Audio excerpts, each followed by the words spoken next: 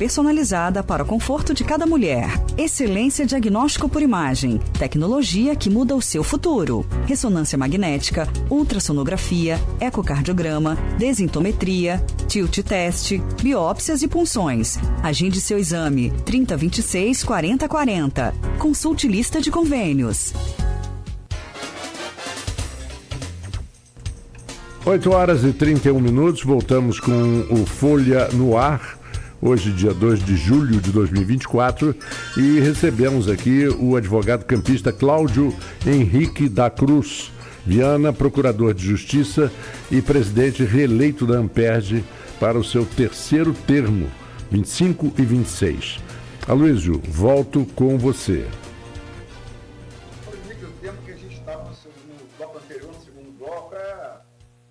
Fazer uma série de Netflix sobre isso, né? Eu só queria, assim, logicamente que o Brasil infelizmente é um país, e Campos tem, parece até uma epidemia de casos de agressão, de a mulher, de pessoas que não aceitam o termo de relacionamento, vão até o trabalho da pessoa, assim, isso é o meu ponto vista enquanto cidadão, que tentar ao máximo rigor da lei. Agora, mas assim, também aquele caso que a gente estava falando de certas coisas que a gente não pode comentar, e o politicamente correto quer impor a condição de vítima sempre em um determinado segmento, sempre, a priori, né? O caso do Neymar, que está longe de ser um exemplo como pessoa, né? Um bom jogador, mas está longe de ser um exemplo como pessoa. Ele foi filmado, a gente sabe que foi filmado, porque se fatalmente o currículo de Neymar, se não o evento tivesse sido filmado só com a palavra dele, a gente o condenaria, como mereceram ser condenados, né? Robinho foi gravado, né? Comentando o estupro, e Daniel Alves, né? Foi julgado pela justiça espanhola e Robinho pela justiça italiana. O caso do Robinho pela justiça italiana é validado pela justiça brasileira. Só queria fazer esse comentário, e deixo para você, se você quiser comentar sobre isso, mas eu queria abrir esse bloco para a gente falar de eleição. Quando eu soube da sua reeleição, o Levi Quaresma, é seu colega, ex-diretor da Faculdade de Direito de Campos, me avisou. Eu comecei a ouvir algumas fontes do Ministério Público, de jurista, né, de judiciário, não vou dizer de onde que veio, mas assim, uma fonte muito qualificada, né, disse assim, vai acabar na PGJ. Isso tá no radar? Eu não posso dizer que não esteja, né? Porque eu já até fui candidato, né, a procurador-geral, já tem alguns anos, né? E então não tenho nem como dizer assim, que isso não está no radar, né? Mas tudo tem seu momento, né? Enfim, a eleição para procurador-geral é uma eleição bem complexa, porque ela é uma eleição de 2 turnos, né? Ela não se resolve só com uma associação pela maioria dos colegas. Ela necessariamente tem um segundo turno, que é o turno político, né? Porque o governador do estado, o chefe do executivo, recebe uma lista tríplice, né? E ele tem o direito de escolher os integrantes da lista tríplice. A gente sempre faz a defesa do mais votado, para que o governador escolha o mais votado, por diversas razões, né? Não que o governador não possa escolher quem não é o mais votado, mas não deixa de ser uma maneira de tornar transparente ali a escolha, né? De alguma forma prestigiar a escolha da classe.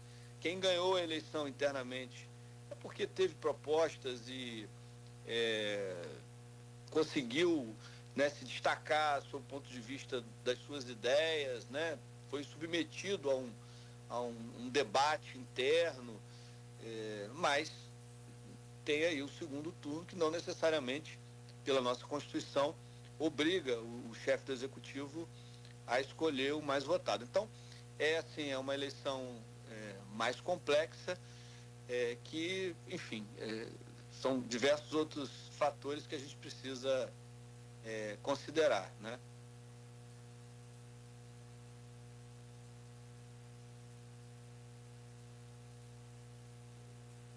É isso, o microfone estava fechado.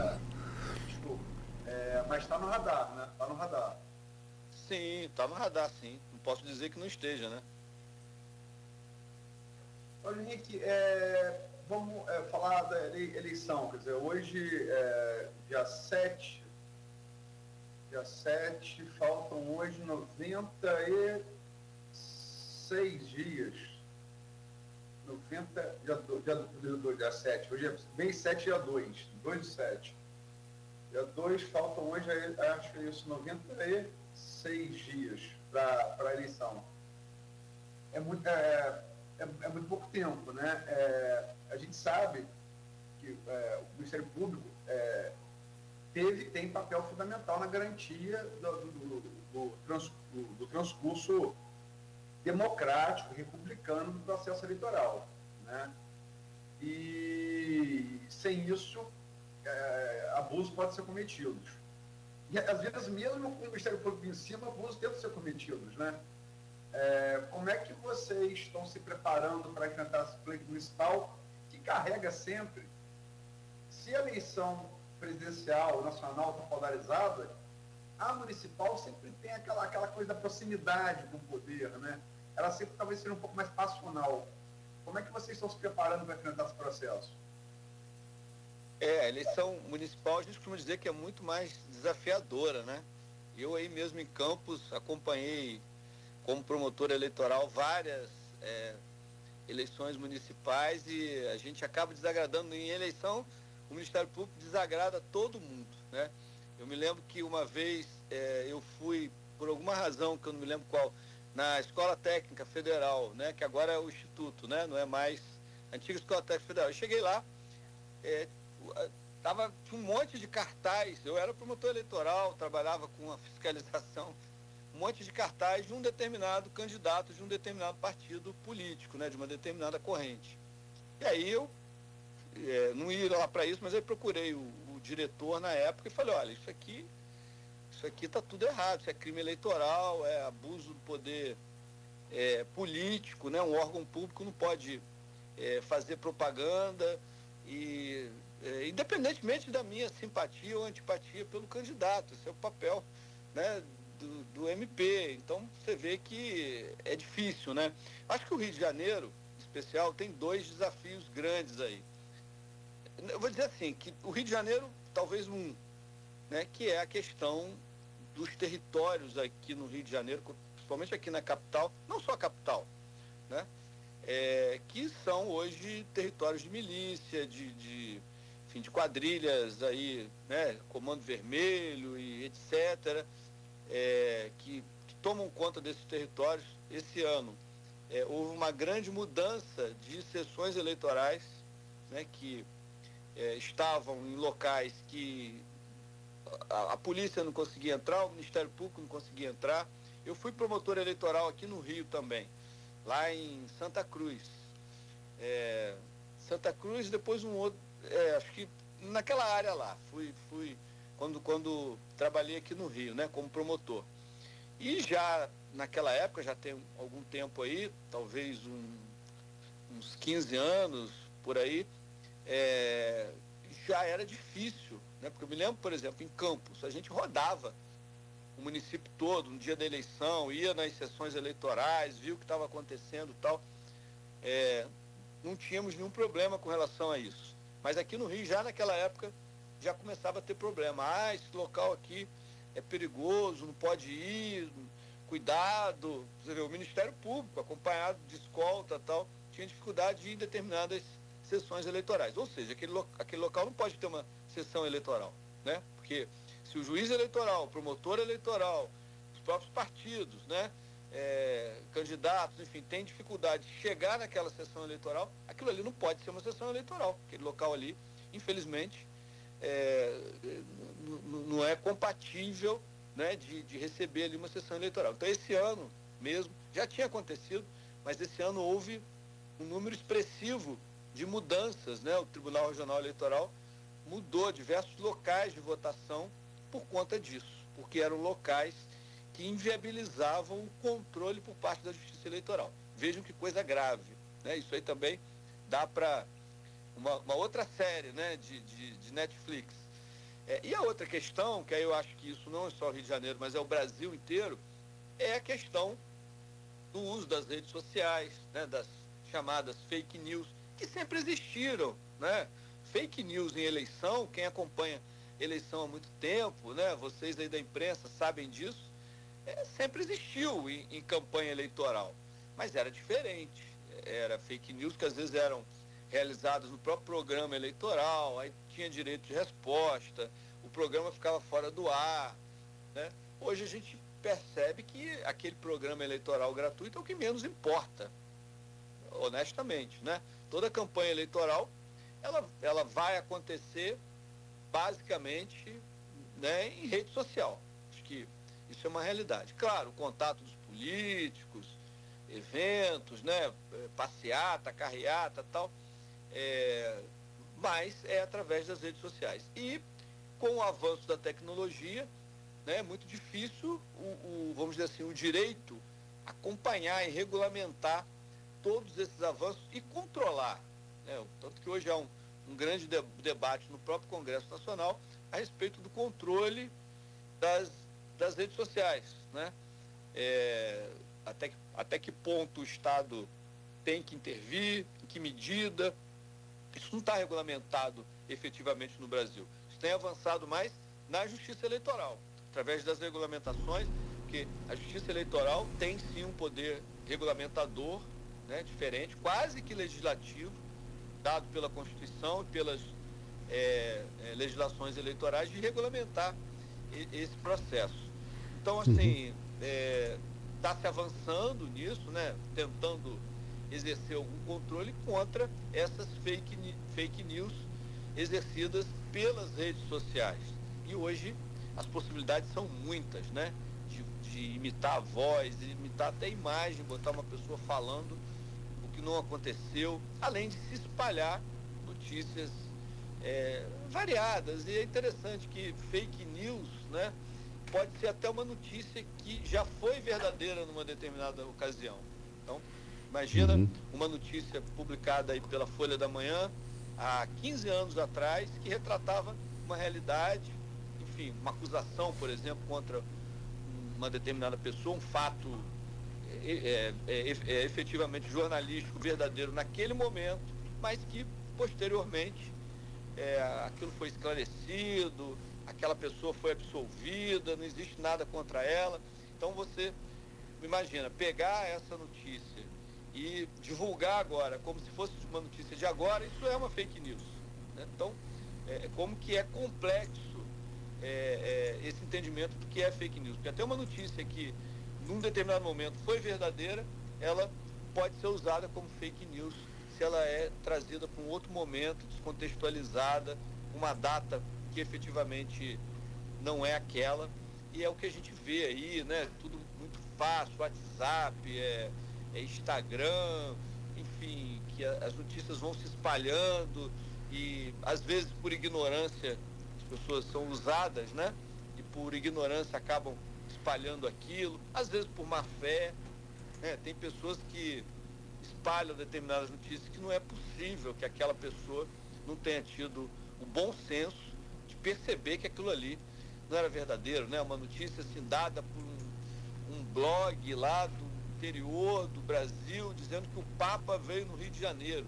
Peraí, eu vou passar isso adiante. Se o Papa veio ao Rio de Janeiro, ia ser só esse blog lá do interior, lá do, né, do Pará, que ia ter essa notícia. Não é possível que nenhum outro meio de comunicação não teria divulgado aquilo ali, né? Então, assim, tem realmente notícias que não têm credibilidade nenhuma e que as pessoas acabam passando para frente e ajudando.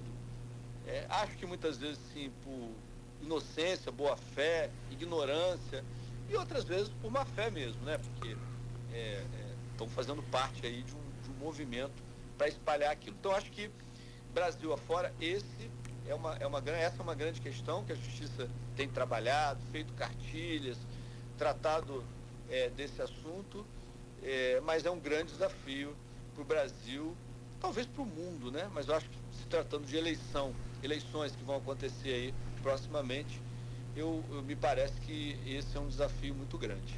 Essa história, me permite, Aloysio, só uma colocação rápida. Essa história do fake news, nós tivemos uma famosa na disputa eleitoral de 1989 entre o Fernando Collor e o Lula, que foi prejudicial, muito prejudicial ao Lula. E depois, mais recentemente, uma da Marta Suplicy, que enfrentava o Kassab para a Prefeitura de São Paulo e tentou colocar a sexualidade do Kassab em jogo. E ela acabou sendo prejudicada, porque as pessoas não perdoaram. E, além disso, nós temos profissionais que são especializados em pegar uma notícia verdadeira, tirar alguma coisa do contexto e transformar ela numa notícia que parece ser verdadeira e não é. E com a inteligência artificial, então, é um perigo. Sem dúvida, sem dúvida. Aloysio. Essa questão das fake news, fake news é uma coisa, como o Paulo falou, muito antiga, né? Os gregos inventaram a democracia, depois os romanos, na Roma Antiga, na período republicano, mas mesmo no Império eles mantinham eleições, voto popular para determinados cargos, senador, pretor, né? Houve uma erupção no Vesúvio, famosa, Pompeia, ficou soterrada, né? E ali você tem Pompeia como Pompeia de fato era na antiguidade, né? Se você viu um muro de Pompeia, o que se dizia do candidato do outro, e ficou preservado a cinza vulcânica, quer dizer, fake news existe desde o começo da democracia, né? Para induzir o eleitor a um voto ou outro. Agora, eu sempre falo isso, Cláudio, e alerto muito isso, sobretudo pelos jornalistas iniciantes. Eu falo, olha só, e é quem cobre política e eleição. Qualquer questionamento que entrar com a opção de justiça ali na porta do jornal, eu tenho 48 horas para responder. Isso não é um processo que corre normal, criminal, isso está certo, porque também se o dano ao candidato não for reparado, se o dano houver, tem que ser rápido, tem que ser antes da urna, para estar correto o princípio, né? Mas realmente os jurídicos das redações, eu falo isso com algum conhecimento, eles operam em outro diapasão quando chega a eleição. Porque tudo muito sério, né? Tudo muito sério. Agora, Campos, especificamente, ficou muito marcado pela Operação Chequinho, né? Que tem aí as suas consequências até hoje, né? Garotinho pré-candidato a vereador pelo Rio de Janeiro, pelos republicanos, e tem uma condenação ainda a ser resolvida, né, no Supremo e tal. Enfim, eu não quero nem analisar o mérito de Garotinho, não é essa questão. Eu só estou citando porque é um fato, né? Mas você acha, assim, você como campista, membro do Ministério Público, membro muito ativo quando esteve aqui em Campos, ativo, logicamente que foi aí também, então está onde está, mas eu quero dizer que me lembro muito, eu acompanhei o seu início de carreira, e você era, né? Como é que era assim, quero dizer, era cumprir a lei do Aquinoe, né? Que não era muito usual até então. Mas como é que você vê o rescaldo da Operação Chequinho? Né? Você acha que ela foi... Acho que não é como negar que ela foi ali... Ela foi uma consequência da Lava Jato, né? Não assim, ela não foi gerada pela Lava Jato, mas é uma consequência de um certo tipo de atitude do Ministério Público de não aceitar mais certas práticas políticas, né? Mas qual rescaldo você acha que a Operação Chequinho deixou, como campista e como integrante do Ministério Público? Olha, Luiz, honestamente, eu conheço muito pouco dessa operação, né? Conheço, enfim, genericamente os fatos, né?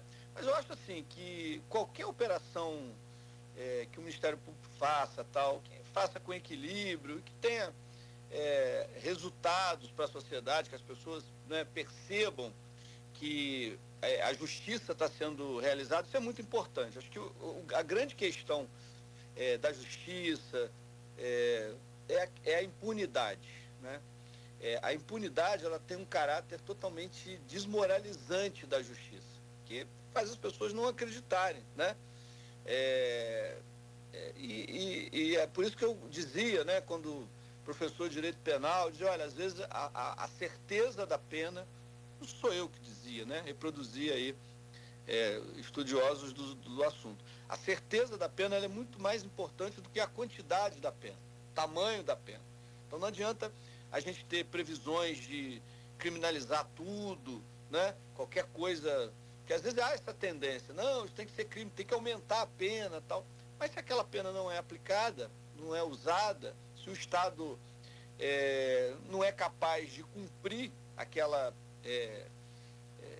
aquele preceito, né, por diversas razões, isso, ao invés de contribuir para o combate à criminalidade, para que a justiça se realize, ela tem um efeito contrário, que ela contribui para a desmoralização do sistema de justiça, né?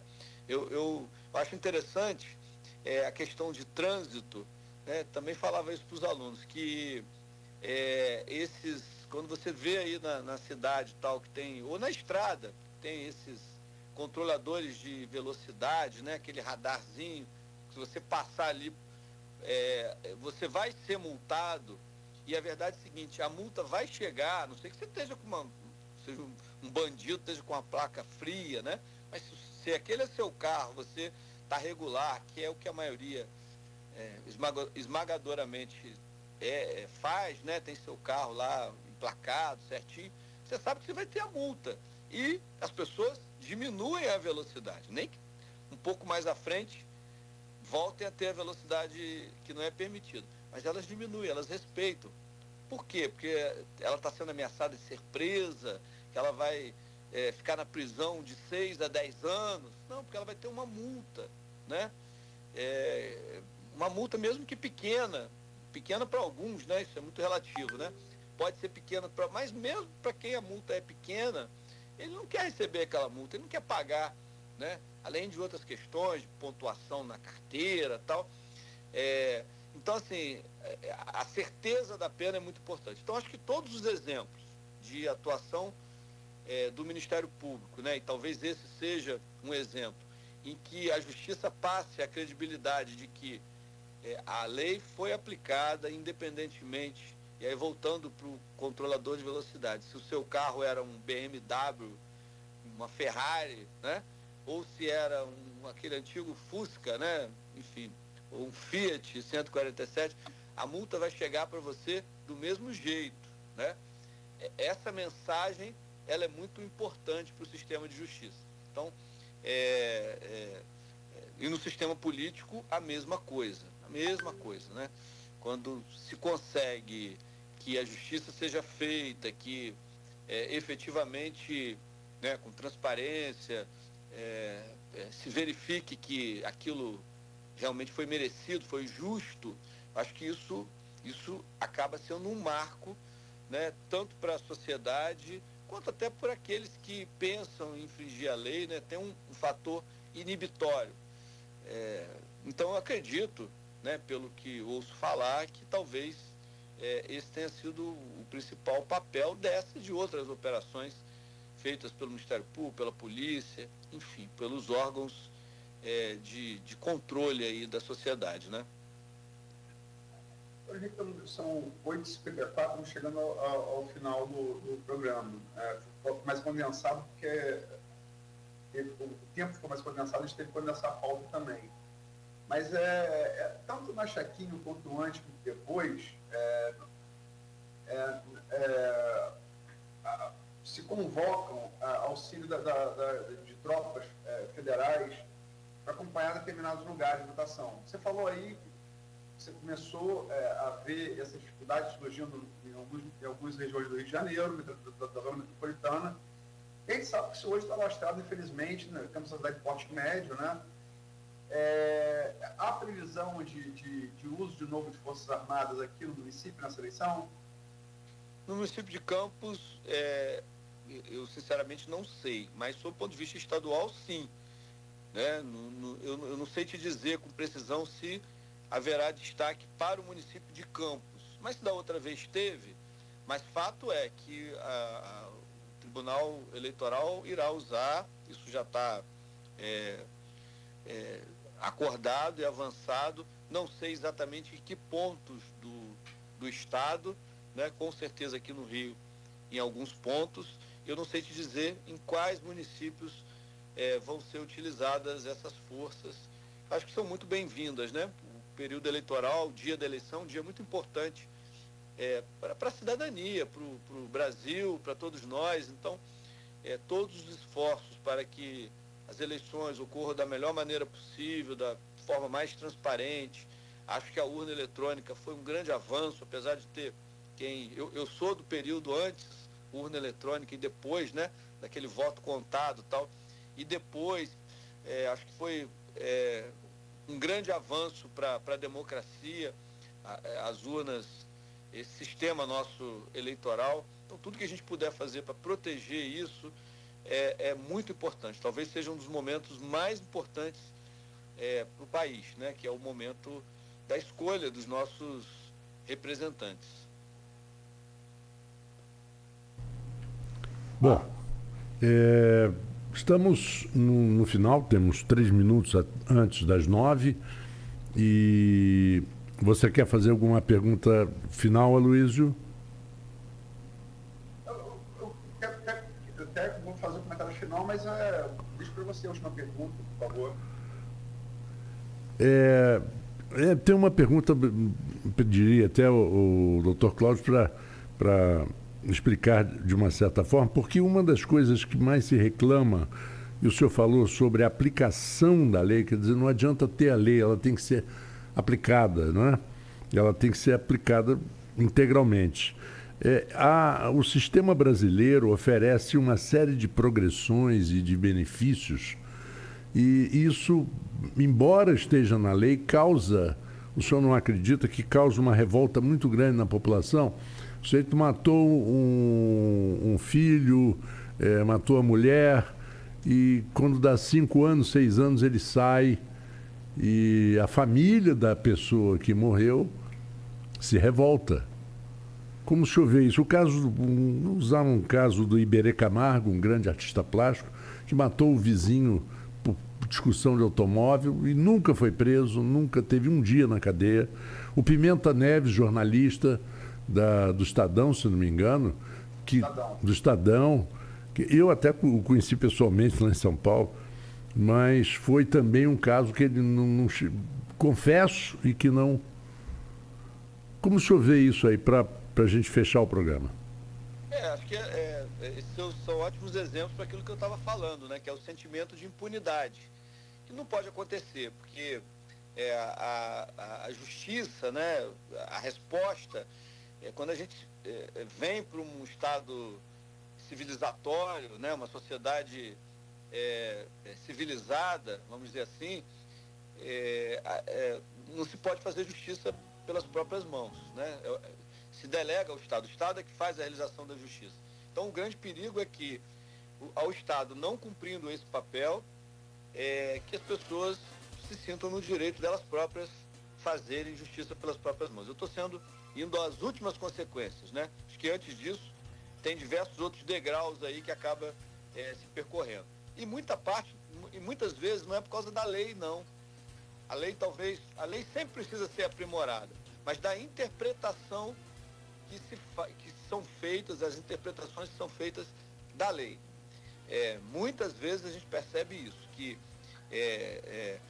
os requisitos, por exemplo, para as saídas de preso e tal, que a lei prevê requisitos objetivos, tempo de cumprimento de prisão, tipo de crime, mas subjetivos também, como comportamento, enfim, a natureza daquele crime, e isso acaba sendo desconsiderado e olha-se só para os requisitos objetivos, e isso acaba gerando, né, esse sentimento ou essa prática de impunidade, vamos dizer assim. Mas o tempo está acabando aí, né? Já vi que já deu 9 horas, estou preocupado em não atrapalhar mais. Não atrapalha, ao contrário. Inicialmente um atrapalho aí no programa, né? Não, ao contrário, 1 minuto que passa é mais uma informação importante que a gente tem e que passa para o nosso ouvinte. Aloysio. Considerações finais? Ou você quer Isso. fazer uma pergunta? Não, eu estou bem. Perdão? Eu estou tranquilo em relação a minha pergunta já foi respondida pelo Dr. Cláudio. Eu acho que assim, tipo, o segundo bloco, porque se você ficar retomando o assunto, você não adianta a pauta, né? O segundo bloco, sobretudo, e eleições no terceiro, ele ter falado muita coisa que a gente não abordou, né? Mas, enfim, acho que de maneira dinâmica, né? Acho que abordamos todos os pontos. Eu sinceramente, me despeço. Acho que poderia voltar aos 2 assuntos, mas eu acho que a gente conseguiu passar por eles de maneira satisfatória. E são todos muito complexos, não dá para se abordar certamente nem sei lá, um quinto, um décimo da complexidade desses assuntos, um centésimo, quiçá, mas a gente tocou de todos eles. Parabenizar o Cláudio Henrique, já tinha feito por rede social, pela terceira eleição, né? Não é um feito vulgar, né? É um campista que tem serviços prestados aqui à comarca, com um camarada. Ele está falando que ele é do tempo, ele pegou voto impresso para a urna eletrônica. Eu também. Então a gente começou ali, questão geracional, né? Em tempo parecido, né? Em tempo de transição. E eu pude, começando na profissão, acompanhar ele começando na profissão. E foi um profissional que marcou desde o início a sua trajetória com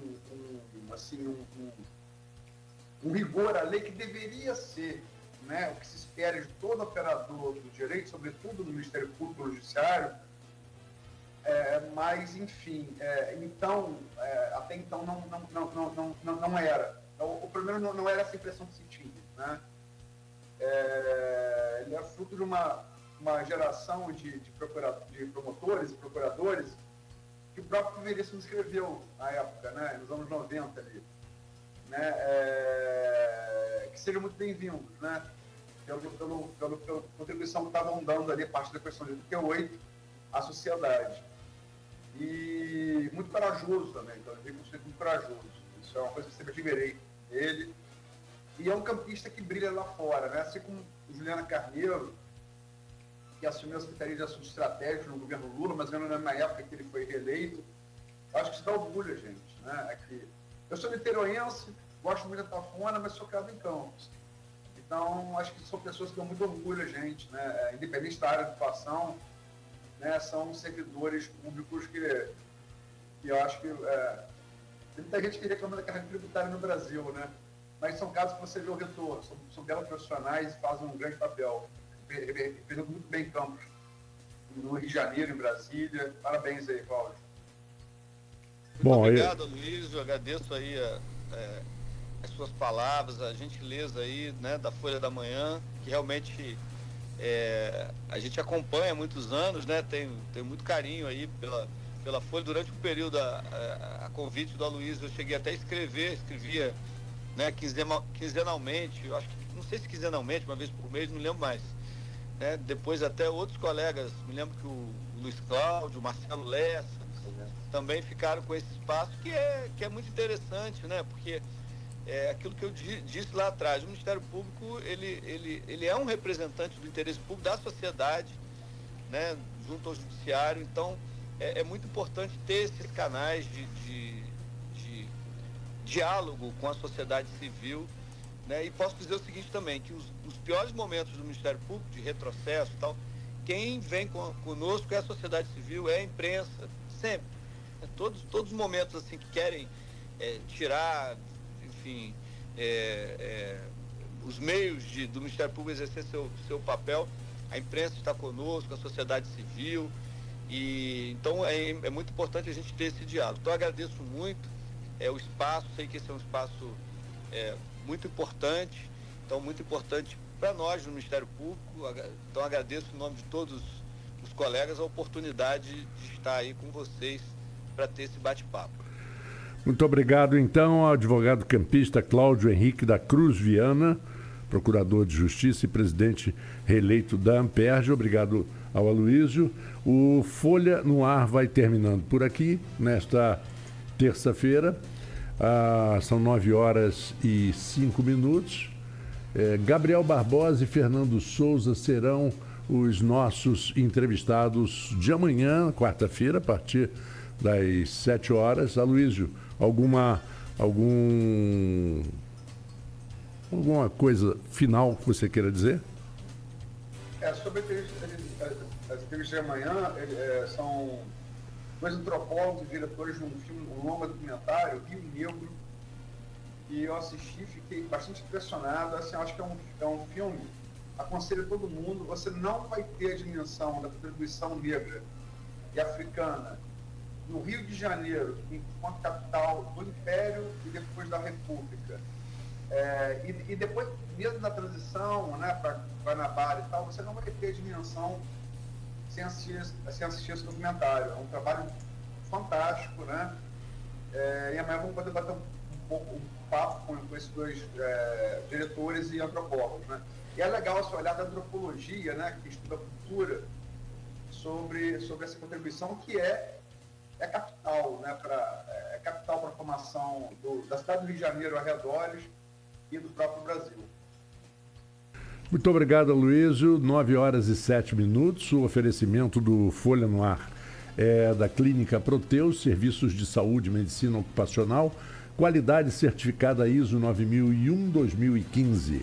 Unimed Campos, cuidar de você, esse é o plano. E Laboratório Plínio Bacelar e Vacina Plínio Bacelar. Desejo a todos uma ótima terça-feira. Eu continuo com vocês aqui na Folha FM. E voltamos com Folha no Ar amanhã, a partir das 7h da manhã. Um abraço a todos.